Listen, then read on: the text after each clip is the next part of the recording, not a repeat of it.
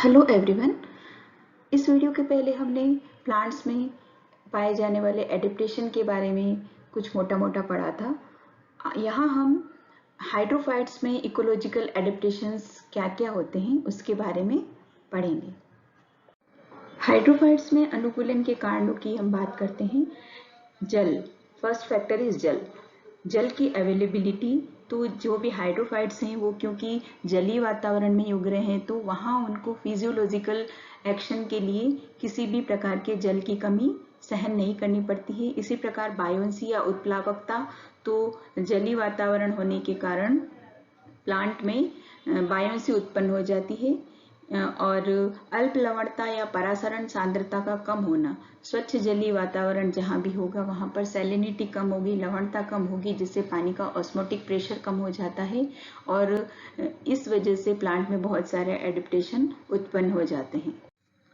इसी क्रम में दूसरा रीजन है टेम्परेचर या तापक्रम। वाटर में टेम्परेचर का उतार चढ़ाव बहुत कम होता है।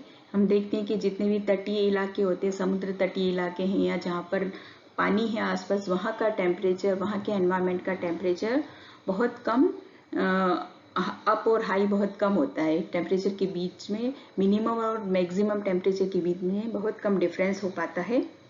और क्योंकि जलोद्भिद प्लांट्स है तो जलोद्भिद प्लांट्स को भी टेम्परेचर का ये वेरिएशन बहुत कम सहने को मिलता है। तीसरा रीजन है प्रकाश। प्रकाश या लाइट की इंटेंसिटी, सरफेस पर, वाटर सरफेस पर लाइट की इंटेंसिटी ज़्यादा होगी, लेकिन जो जो पानी के अंदर डीप में जाते जाएंगे लाइट की इंटेंसिटी कम हो जाती है, क्योंकि वहाँ पर लाइट धीरे धीरे एब्जॉर्ब होती जाती है। इसी कारण जो वाटर में पाए जाने वाले एनिमल्स और प्लांट्स हैं उनके लिए लाइट एक लिमिटिंग फैक्टर या सीमाकारी कारक की तरह काम करता है। वाटर में पाए जाने वाले प्लांट्स और एनिमल्स के लिए O2 और CO2 का होना आवश्यक है। हालांकि ये सभी प्लांट्स और एनिमल के लिए आवश्यक होता है, तो लेकिन एनवायरनमेंट में ऑक्सीजन की मात्रा ज़्यादा पाई जाती है बजाय कि वाटर वाले एनवायरनमेंट में। इसी कारण इन प्लांट्स को, हाइड्रोफाइट्स को ऑक्सीजन की मात्रा कम मिल पाती है।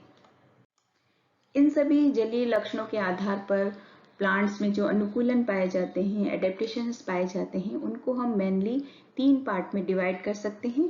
पहला एडेप्टेशन है आकारिकीय अनुकूलन या मॉर्फोलॉजिकल एडेप्टेशंस।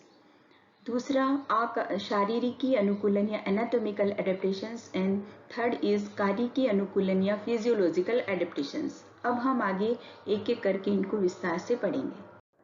इन्हीं अनुकूलन में हम पहला अनुकूलन पढ़ते हैं, आकारिकीय अनुकूलन या मॉर्फोलॉजिकल अनुकूलन। मॉर्फोलॉजिकल अनुकूलन में जो हाइड्रोफाइट्स हैं उनकी रूट्स पर या जड़ों पर क्या प्रभाव पड़ता है, तो हाइड्रोफाइट्स की जो रूट्स होंगी वो कंपेरेटिवली कम डेवलप्ड होती हैं।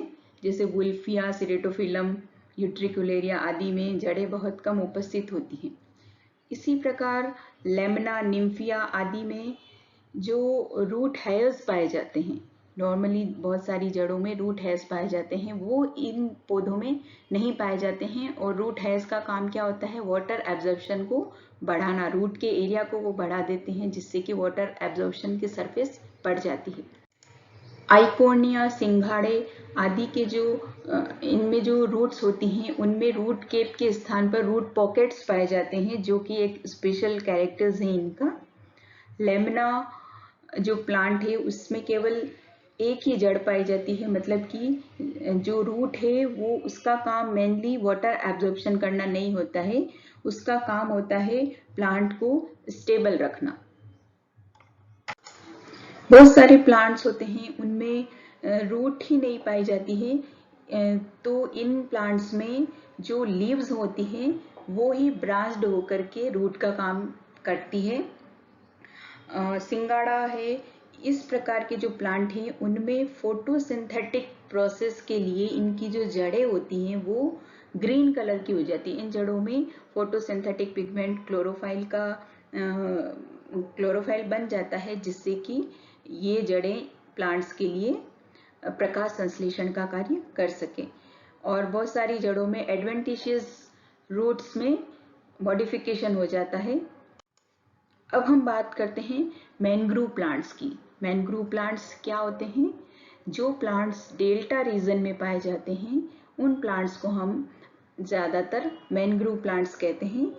जैसे राइजोफोरा, एविसीनिया, ये जो प्लांट्स हैं वो मैनग्रोव प्लांट्स कहलाते हैं। मैनग्रोव प्लांट्स की विशेषता क्या होती है कि इन प्लांट्स में जो रूट्स होती हैं उनमें कुछ रूट्स स्पेशलाइज हो करके पेग लाइक स्ट्रक्चर या खूंटी नुमा स्ट्रक्चर बना देती है और वो गुरुत्वाकर्षण बल के विपरीत ऊपर की तरफ आ जाती है, वो जमीन के ऊपर निकल आती है और इन जड़ों में छोटे छोटे पोर्स प्रेजेंट होते हैं। और ये जो पोर्स हैं वो क्या काम करते हैं? गैसियस एक्सचेंज का काम करते हैं उस प्लांट के लिए। इस प्रकार की जो जड़ें होती हैं उन्हें हम न्यूमेटोफोर कहा जाता है। तो मैनग्रोव प्लांट्स में जो स्पेसिफिक रूट्स पाई जाती हैं उन्हें न्यूमेटोफोर कहते हैं। दी गई स्लाइड में आप हाइड्रोफाइट्स में जो स्पेशल मॉर्फोलॉजिकल एडेप्टेशन है वो देख सकते हैं कि किस तरीके से पिस्टिया में रूट पॉकेट्स प्रेजेंट हैं और वेलिसिनेरिया और लेमना में लीव्स में क्या क्या मॉडिफिकेशंस हो रहे हैं। स्टेम के एडेप्टेशन की बात करते हैं हम। स्टेम जो हाइड्रोफाइट्स में स्टेम होता है वो इटियोलेटेड हो जाता है, कोमल, कमजोर और काफी थिन होता है, क्योंकि इन प्लांट्स को जो लाइट है वो बहुत कम मात्रा में मिल पाती है। जितने भी सबमर्ज्ड प्लांट होते हैं उन प्लांट्स का स्टेम स्पॉन्जी हो जाता है, लचीला हो जाता है। और जो स्वतंत्र प्लावी पौधे होते हैं उन पौधों में जैसे कि एजोला, साल्विनिया, लेमना, इनमें स्टेम बहुत ही थिन और बिल्कुल कमजोर होता है, वेल डेवलप्ड नहीं होता है स्टेम, क्योंकि वहाँ उस स्टेम की जरूरत ही नहीं होती है। लीफ में क्या क्या मॉर्फोलॉजिकल एडेप्टेशंस होते हैं? कुछ हाइड्रोफाइट्स जैसे कि सेरेटोफिलम, इनमें जो लीफ होती है वो कटी फटी होती है और बिल्कुल थिन धागे के समान होती है, जिससे कि ये जो लीफ है वो पानी के बहाव को आसानी से सहन कर पाती है, लीफ टूटती नहीं है। वेलिसिनेरिया की जो लीव्स होती है वो भी लंबे रिबन के समान होती है और काफी पतली होती है, जिससे कि वो पानी के बहाव को सहन कर सकती है। कुछ जो सबमर्ज्ड कैटेगरी के प्लांट्स होते हैं उनमें हेट्रोफाइली पाई जाती है। तो जो हाइड्रोफाइट्स हैं उनकी लीफ लंबी, सिलेंड्रिकल, थिन और छत्र के आकार की होती है, डार्क ग्रीन कलर की होती है, ताकि वो वहां पर फोटोसिंथेटिक प्रोसेस बहुत ज्यादा मात्रा में हो सके। फ्लावर्स एंड सीड्स, जो सबमर्ज्ड प्लांट हैं उनमें फ्लावर्स और सीड्स कम पाए जाते हैं, सामान्यतया पाए ही नहीं जाते हैं। और जो फ्लावर्स होते हैं वो डेवलप होते हैं, लेकिन उनसे सीड बहुत कम मात्रा में बन पाते हैं। एनाटॉमिकल फीचर्स या शारीरिक अनुकूलन। शारीरिक अनुकूलन के अंतर्गत फर्स्ट हम बात करते हैं मूल या रूट्स की। तो जितने भी हाइड्रोफाइट्स हैं जैसे कि पोटामोजिटोन, आइकोनिया, इनकी रूट की अगर हम टीएस सेक्शन काटते हैं और उसकी स्टडी करते हैं तो देखते हैं कि क्यूटिकल जो है वो बिल्कुल थिन लेयर्ड होती है या फिर एब्सेंट होती है या फिर बहुत कम डेवलप होती है।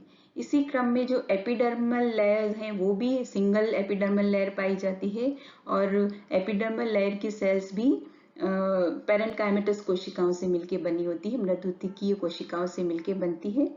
आगे कॉर्टेक्स की तरफ हम जाते हैं तो कॉर्टेक्स वेल डेवलप्ड होता है, थिन वॉल्ड सेल से बना रहता है जो कि पैरेन्काइमेटस सेल्स होती हैं। और कॉर्टेक्स वेल डेवलप्ड होता है और कॉर्टेक्स में स्पेशल एयर चेम्बर्स पाए जाते हैं, वायु गुहिकाएं या एरनकाइमा पाई जाती है। और ये एरनकाइमा क्या है? बड़े बड़े स्पेस होते हैं इन कॉर्टेक्स के बीच में इंटरकैलरी स्पेस होते हैं जहां पर कि एयर ट्रैप हो जाती है, और ये एयर ट्रैप होने से ये प्लांट्स को बायोन्सी प्रदान करती है, उत्प्लावकता प्रदान करती है। यहाँ आप आइकोनिया की स्लाइड देख रहे हैं। आइकोनिया के रूट की टीएस में भी आपको एयर चैम्बर्स आसानी से दिखाई दे रहे हैं। इन एयर चैम्बर्स में एयर ट्रैप हो जाती है, जिससे कि ये प्लांट्स को बायोन्सी देने के साथ साथ गैसियस एक्सचेंज में भी हेल्प करता है।